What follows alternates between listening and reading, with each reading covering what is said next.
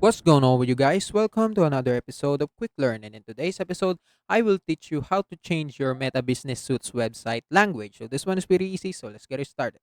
So first, log into your Facebook account and make sure that your Facebook account is linked to your Meta Business Suite account. So this account is already linked to this Meta Business Suite account. It's called Pitsopi. And you can go back to this Facebook page. As you can see, it's already linked to the Pitsopi Facebook page.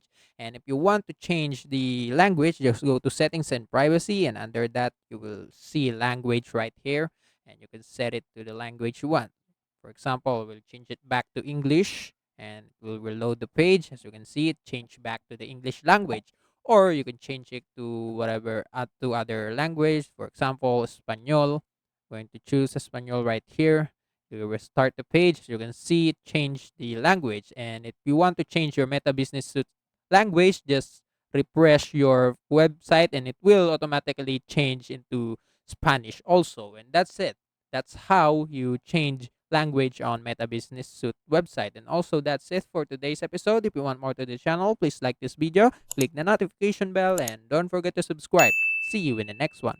Peace.